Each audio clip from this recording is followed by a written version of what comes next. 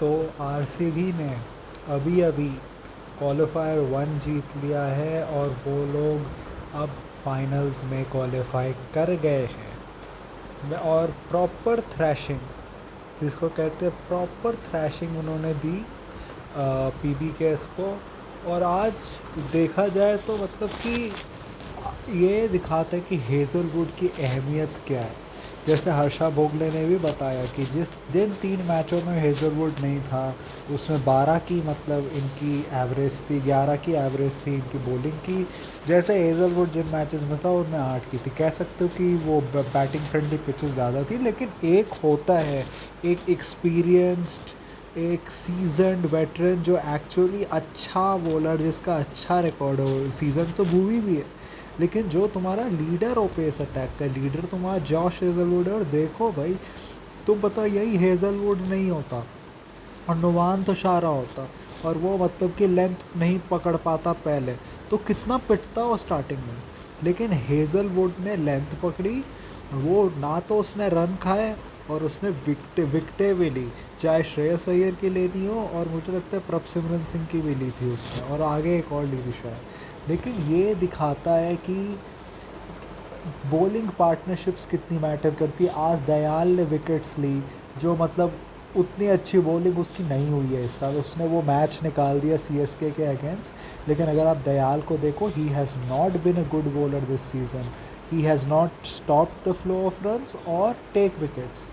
लेकिन इस बार इस मैच में उससे कर दिया। सुयश, जिसने पूरे सीज़न में तुम कह सकते हो बहुत सारे मैचेस थे जहाँ उसने विकेट्स नहीं ली, लेकिन उसने कोई 12 ओवर वाला, मतलब कोई हो सकता था कि तुम्हें कोई 1-2 ओवर ऐसा डाल देता था जिसमें कम रन आते थे और उससे मैच का जो टोन होता था शिफ्ट हो जाता था आरसीबी की तरफ। तो वो उसने किया, लेकिन इस मैच में उसने और क्वांटिटेटिव परफॉर्मेंस दी विकेट्स लेकर, स्पेशली शशांक के लिए, जिसने ऐसे मैचेस में, जिस मैचेस में लगता था कि कम रन है, उसमें उसने आके रन मारे, उसने उसको आउट किया।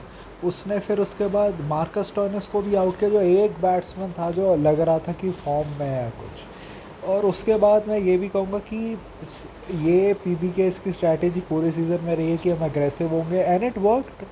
सीएसके के अगेंस्ट आई थिंक इसी ग्राउंड में हुआ था शायद, मुल्लानपुर में ही हुआ था, कि इट वर्कड, कि उनके स्टार्टिंग में विकेटें गिर गई थी लेकिन फिर Priyansh Arya carried on, catch भी ड्रॉप हुआ बट ही कैरिड ऑन।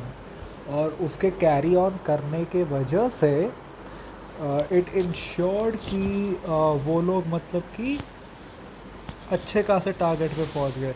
लेकिन मेरे हिसाब से एक लिमिट होनी चाहिए कि एक नंबर ऑफ पीपल आउट हो जाए तो मे बी हमें देखना चाहिए कि क्या है। इन अ वे मैं ओपनर्स को ज़्यादा ब्लेम नहीं करूँगा, क्योंकि देखो ओपनर्स जाते हैं उनको उतना टाइम भी नहीं मिलता है पिच को रीड करने का, स्पेशली जब तुम्हारा स्टाइल ऑफ प्ले ही ऐसा रहा है जिसने 200 प्लस या वैसे करके मारे हैं तो। लेकिन यार जब फिर इंग्लिश जब रह गया है वहाँ पे, उसने क्यों फिर वो शॉट मारा हेज़लवुड पे। श्रेयस अय्यर इन अ वे आई गेट कि उसका स्टाइल है कि मैं पहले ही आके मारता, लेकिन यार तुम देख रहे हो बॉल इतना हिल रहा है, हेज़लवुड के अगेंस्ट तुम्हारा रिकॉर्ड भी अच्छा नहीं है। तो और तुमने वो काम किया भी है पहले कि तुम ऐसे एक तुम मिडल ऑर्डर को जोड़ते हो अपने साथ, तुम एक हो जो पूरे टीम के बैटिंग ऑर्डर को बाइंड करके रखते हो। वो तुमने किया नहीं। ऊपर से मुशीर खान को क्यों खिलाया मुझे समझ नहीं आता। उससे सही कहा था गावस्कर ने, जिस पिच पर इतनी स्विंग हो रही है उधर तुम शशांक शेगड़े को खिलाते। वो तो एक्चुअली मीडियम पेस डाल सकता है ना, या फिर रुक जाते थोड़ा, ओमर जाए को पहले भेजते। ओमर जाए को इतना नीचे भेजा, मतलब उससे पहले सब आ गए। मुशीर को पहले ले, मुशीर जो बंदा टॉप ऑर्डर का बैट्समैन है, पूरे सीज़न खेला नहीं, तुम उसको एक प्ले क्वालिफायर्स में ला रहे हो उस फॉर्मेट में जिसमें वो वैसे भी अच्छा नहीं है, पूरे सीज़न खेला नहीं उस पोजीशन पर जहाँ पे उसने कभी नहीं खेला होगा शायद, एंड देन यू एक्सपेक्ट कि वो कुछ करे। उसने नहीं किया, वो आउट हो गया उस पर। और तुम भेज सकते तो अमरजाई को, अमरजाई ने आखिर में 13 रन मारे ना, शायद अगर वो थोड़ा पहले आता मैं भी थोड़ा और कर लेता। मेरे हिसाब से ये वही पॉन्टिंग की वो दिल्ली है, ये पूरे सीज़न में लग रहा था कि स्ट्रैटेजी इतनी अच्छी है। उसके बाद इस गेम में दिख गया कि भाई ये वही पॉन्टिंग है जिसने दिल्ली की टैक्टिक्स करी थी, जिसने वो स्टॉइनिस को ओपनिंग करवाई थी क्वालिफायर में श्रेयस अय्यर के साथ। तो ये वही है। तो आज वो दिल्ली वाला पॉन्टिंग दिख गया हमें। यही बात मेरे को समझ नहीं आती। देखो बॉल हिल रही थी, लेकिन सुयश ने गुगली डाली। सुयश ने कोई लेग स्पिन पे विकेट नहीं ली, उसने गुगली डाल के विकेट ली। जब मेरे को याद है, आई थिंक सैयद मुश्ताक अली का मैच था या कौन सी, आई थिंक उसका था, क्या कहते हैं वो जो नहीं होती T20 की जो एक और लीग होती जिसमें हार्दिक पांड्या भी खेला था, तो उसमें मैंने देखा था सुयश को एक साल पहले, कुछ साल पहले लोगों को पूरी टीम को आउट करते हैं, क्योंकि वो डोमेस्टिक के प्लेयर, उनको तो गूगली पढ़ना आता नहीं, सब गूगली पे कोई LBW हो रहा है, कोई बोल्ड हो रहा है। आज बिल्कुल वैसा लगा। एक तो तुम देख रहे हो बॉल इतनी हिल रही, तुमसे पहले दो लोग आ गए, जो मतलब तुम कह सकते हो कि एक लोग आ गए, दो लोग आ गए जो अक्रॉस द लाइन जाके गुगली को छक्का मार रहे, उस पर बोल्ड हो रहे। तुम तभी भी सुधर नहीं रहे। अगर अग्रेसिव होना ही है तो फिर डिफरेंट रेंज ऑफ शॉट्स तो ट्राई करो। तुम सब सुयश की तीनों बॉलें, तीनों मुझे लगता है गूगलीज थी जिस पे उसने विकेटें ली है, और तीनों बैट्समैन अक्रॉस द लाइन जाने की कोशिश कर रहे हैं। शशांक वाली तो जो विकेट थी वो इतनी ज़्यादा वो थी, क्या कहते हैं, रिस्की था कि साला गूगली नहीं भी होती, अगर वो मिस कर देता वो तो बोल्ड ही होता। और ऊपर से मैं ये कहूँगा कि आज फील्डिंग में भी RCB वॉज टॉप नॉच। ऊपर से मेरे को कभी भी नहीं दिखा कि किसी ने सोचा कि यार यहाँ से पार्टनरशिप बिल्ड करते हैं, कुछ करते हैं। आई गेट इट कि भाई ठीक है, हेज़लवुड का अभी स्पेल ख़त्म हुआ है, शशांक का है कि भाई सुयश है, उसको मैं पहले भी टारगेट कर चुका, उसको कर रहा है, लेकिन यार दूसरी बॉल है, एटलीस्ट थोड़ा भाप तो लो। तब तक गेम में कोई स्पिनर आया नहीं, पहले स्पिनर के ओवर में ही शुरू हो गए। देखते तो तुमने वो लोअर स्कोर वाला देखा है ना, उसमें देखा था ना कि चहल ने कैसे बॉलिंग की थी। कुछ बॉलें खुद को दे देते, थोड़ा सा वेट करते, लेकिन वैसा हुआ ही नहीं। और ये PB के इसके लिए बहुत है, क्योंकि इन्हीं के फैंस कि अपनी स्टेट को सपोर्ट करो, ये तो और ज़्यादा है। ये पंजाबिज़म वाला जो होता है वो, RCB को मत करना, फिर उसके बाद जर्सियाँ अलाउ नहीं कर रहे हैं, उसके बाद कुछ भी बोले, बहुत बहुत ज़्यादा ओवर कॉन्फिडेंस में आ रहे हैं, गगन चावला टाइप लोग। दिख गया, हो गया। मेरे को अभी भी लगता है पंजाब फाइनल्स में जा सकती है, क्योंकि जहाँ पे क्वालिफायर 2 होगा, मुझे लगता है वो लोग जीत सकते हैं वो मैच। लेकिन भाई ये सेम चीज़ SRH के साथ भी हुई। पूरा सीज़न पिछले साल वो लोग खेले थे कि हम मारेंगे मारेंगे, वो क्वालिफायर में पहुँचे, KKR से 2 बार हार गए भाई उसी के चक्कर में। तो ये दोनों के साथ, और टैक्टिक वाइज अगर स्टार्टिंग में हो भी रहा है, उसके बाद रिकवर करने के लिए कोई स्ट्रैटेजी ही नहीं दिख रही टीम मैनेजमेंट से, कुछ दिख ही नहीं रहा। हेज़लवुड ने दिखाया कि वो सच में हेज़ल गॉड है, उसके आने से पूरी टीम कंप्लीट रख ली है। अब आई थिंक RCB को एक ही चीज़ की ज़रूरत है, वो है कि टिम डेविड ठीक हो जाए। दूसरा मैं कहूँगा कि बैटिंग में आई थिंक दोनों बहुत कॉशियस थे जब आए, कोहली और सॉल्ट। मतलब कि तुम्हें दिख रहा था कि वो देख रहे थे, देखो 102 का टारगेट है, हमें ज़्यादा करने की ज़रूरत नहीं, लेकिन ये भी कि भाई हम कोलैप्स ना हो, तो थोड़ा सा let's play with in ourselves. और वो दिख रहा था, क्योंकि जब तक वो सॉल्ट ने वो छक्का नहीं मारा था, पहला छक्का अपना, तब तक सॉल्ट बहुत ज़्यादा वो नहीं लग रहा था कि बॉल मिडल से नहीं लग रहा है। विराट कोहली उल्टा बेटर लग रहा था, जबकि उसका एक एज भी हुआ था पहले। लेकिन वही जेमिसन जब आ गया था, समझ आ रहा था कि भाई उसकी बॉल हिल रही है, वो आउटसाइड ऑफ डाल रहा है।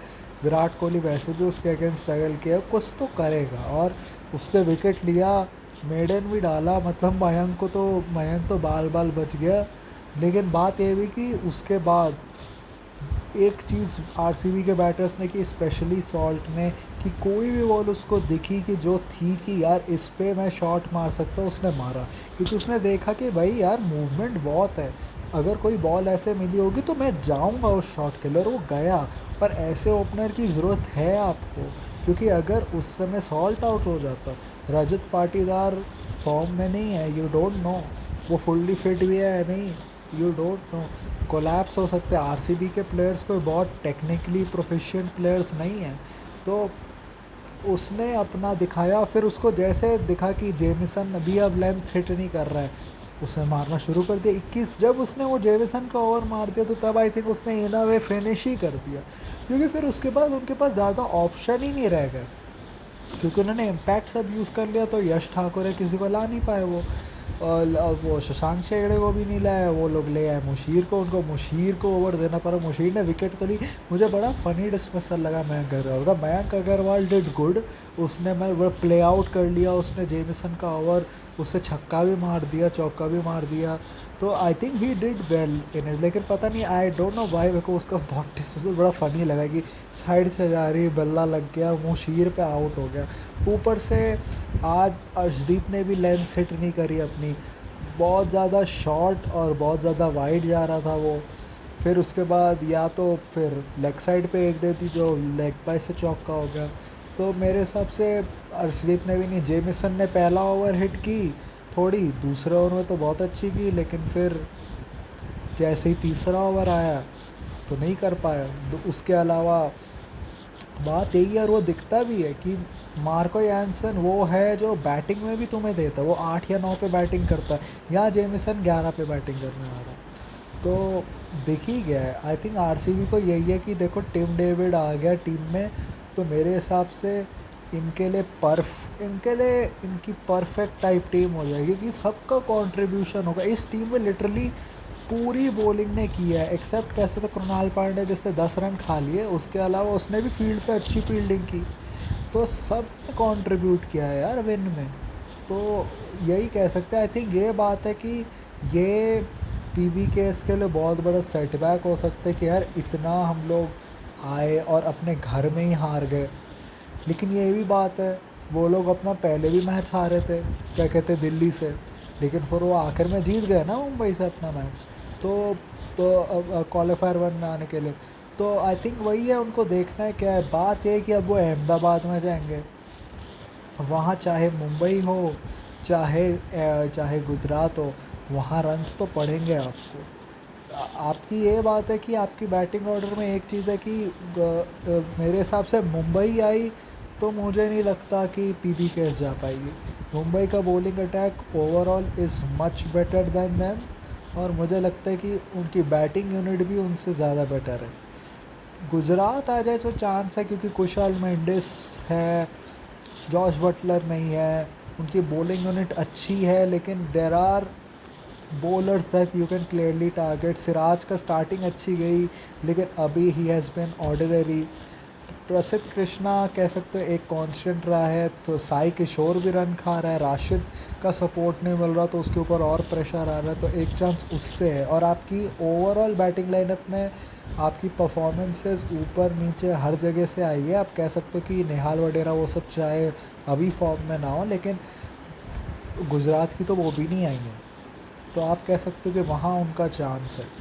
लेकिन they will miss someone like a Marco Jansen at Ahmedabad, क्योंकि जो उसको स्विंग मिलती वहाँ पर।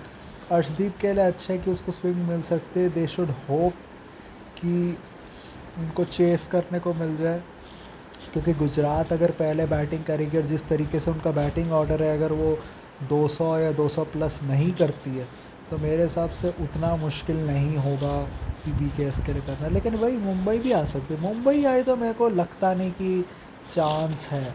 चाहे उनका बॉलिंग अटैक हो चाहे उनका बैटिंग अटैक हो, I think it will be much better on that ground और on any ground against PBKS. मेरे को तो बस ये है कि अब आरसीबी का ये है कि नाउ लॉक इन, जून 3 तक है, प्रैक्टिस करो, ऑफ कोर्स ओवरडू मत करो कुछ भी, लेकिन stay focus, stay humble and most of all stay healthy. So that was my review of this match. अगर आपको ये रिव्यू अच्छा लगे तो आप लाइक करें, शेयर करें, सब्सक्राइब करें वीडियो को। अगर नहीं अच्छा लगे तो उनसे शेयर करें जिनको अच्छा लगता हो। और ये मेरा रिव्यू था, और आज के लिए यही मेरा वीडियो था। So that was it for me for today. Now go follow my social media accounts, which are my Instagram, Twitter, my all my social media account links are in the description.